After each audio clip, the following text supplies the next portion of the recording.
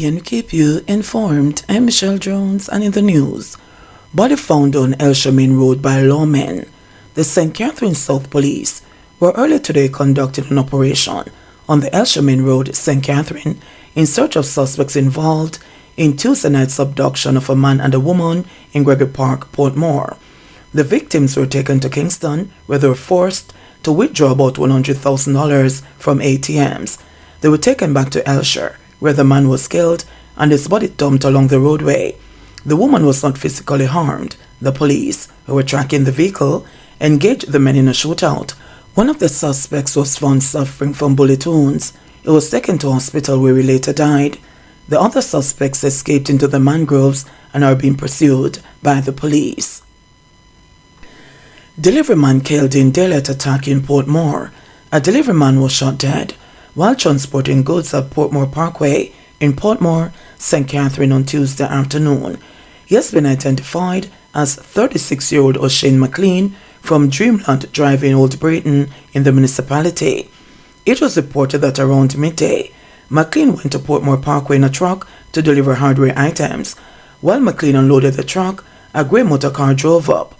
Police said a man armed with a handgun alighted from the vehicle and opened gunfire hitting the now deceased several times. McLean was rushed by police, who were quickly on the scene, to the Spanish Town Hospital, where he was pronounced dead shortly before 1 p.m.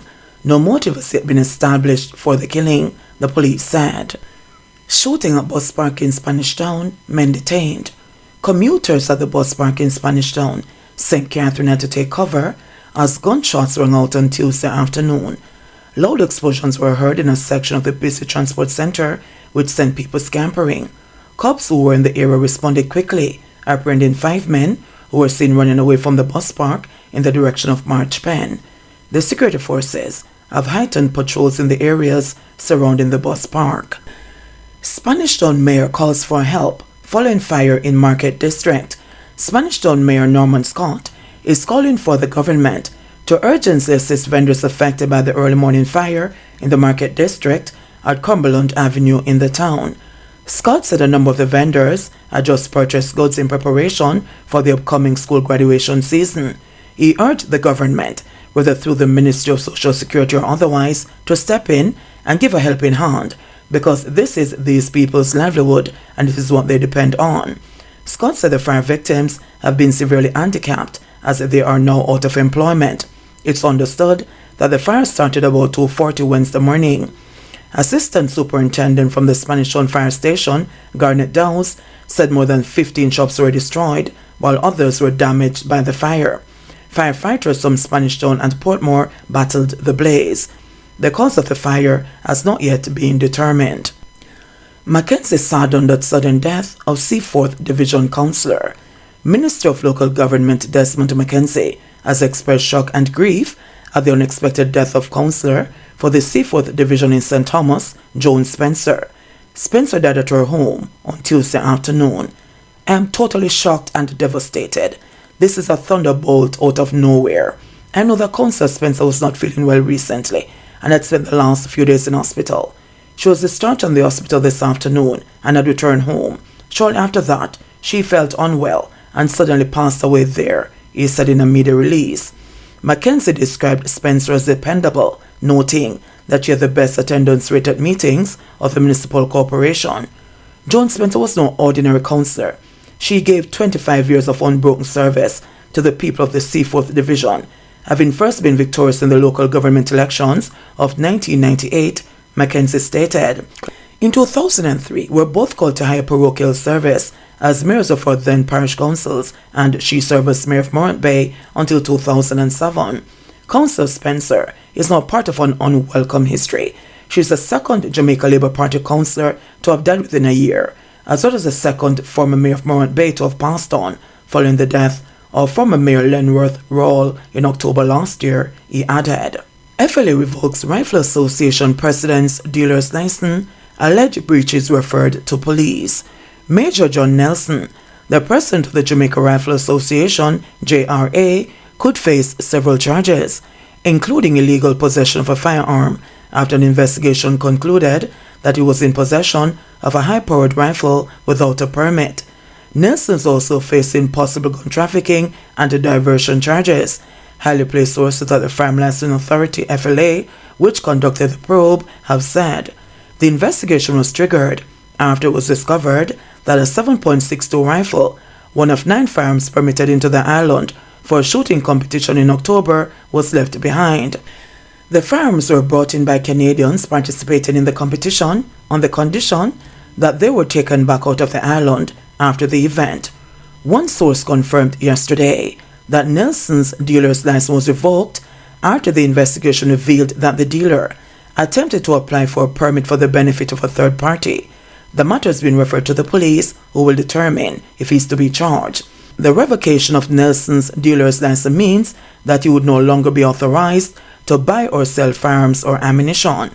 The dealer's possession of the 7.62 rifle constituted a breach of the 2022 Firearms Act, and that the high-powered weapon is highly restricted by the FLA. They held the firearm and then wrote to FLA asking for them to transfer the firearm to somebody else. So it would have been in illegal possession for firearm because the owner of the firearm is Canadian and doesn't have a license in Jamaica, the source said. Section 48B of the Firearms Act outlines that no person shall purchase or acquire firearm or ammunition unless the person from whom the person purchases or acquires the firearm or ammunition is the holder of a firearm manufacturer's license, firearm dealer's license, firearm broker's license, or firearm disposal permit in respect of the firearm or ammunition. And then the Canadian leaving his gun here. That's a case of trafficking. If you bring a gun here for one purpose and leave it for another purpose, that's trafficking or diversion. It's not a 9mm, it's a 7.62, M16 or AK-47 caliber sort of weapon, added the source. Under the Firearms Act, the rifle is considered a prohibited weapon. So the license was revoked, the source said. Nelson's confirmed that he has received the FLA revocation notice and that the JRA will be making a statement. The JRA is scheduled to hold its annual general meeting at the end of this month. At that time, Nelson's 4-year stint as president will come to an end. At the end of this month, constitutionally, I relinquish my position of president and a new president will have been appointed, he said. Alleged gangster charge for a fatal gun attack at a bus park in Spanish Town. A St. Catherine construction worker who is reportedly behind last month's gun attack at the bus park in Spanish Town, which left one man dead, was yesterday charged with murder.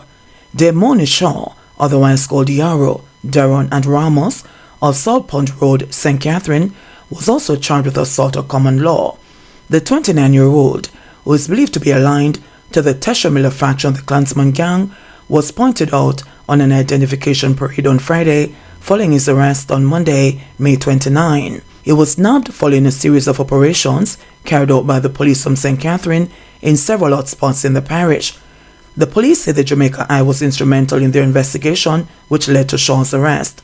The victim, 26-year-old Jermaine Richards, otherwise called Derby, of Spanish Town, was shot on May 27, but succumbed to his injuries on June 1 at the Spanish Town Hospital. The police reported that about 5:30 p.m. on May 27, Richards was at the bus park when a man armed with a gun came up and opened fire. The injured man was rushed to hospital, where he was admitted for treatment before succumbing to his injuries.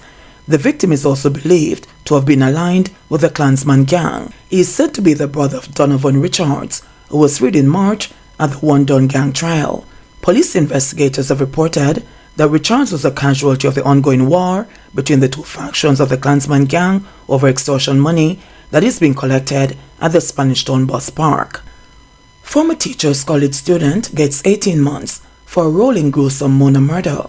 An ex-Teachers College student who had assisted his Trinidadian teacher friend in the gruesome 2018 murder of 13-year-old Shanoya Ray was on Monday sentenced to 1 year and 6 months in prison under a plea deal. Leonardo Madden was sentenced by Justice Scores Wilshire after he pleaded guilty to misprision of felony in the Home Circuit Court. Misprision of felony is a crime committed when a person knows that someone has been involved in a felony but fails to report it to law enforcement.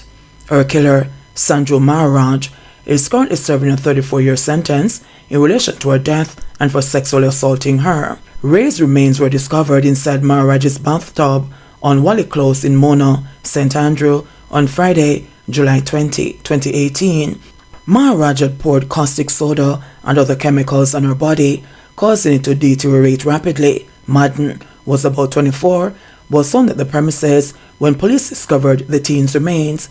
The Trinidadian national had sexually assaulted Ray months before he lured her away from her Augusta home in St. Andrew and ended her life. He pleaded guilty to her murder last June and was sentenced to 21 years for the crime. He also pleaded guilty to 4 counts of having sexual intercourse with a person under 16 and was sentenced to 12 years imprisonment. The foreign national was also given a further 2 years for trying to dispose of her corpse. The sentencing judge had ruled that the sentences are to run consecutively. Ray, a student of New Day All-Age School, went missing from her home in July 2018. 5 days later, her skeletal remains were found soaking in a bathtub with chemical liquid at Maharaj's rented premises on Wally Close.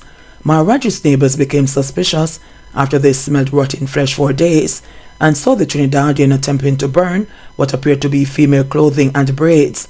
This prompted one of the residents to peek into a section of the house where what appeared to be a body was seen, and the police were alerted. The police reported then that most of the body had been dissolved in the corrosive substance and that only 2 pieces of bone had been left, with a small piece of flesh which was used to confirm Ray's identity through DNA testing.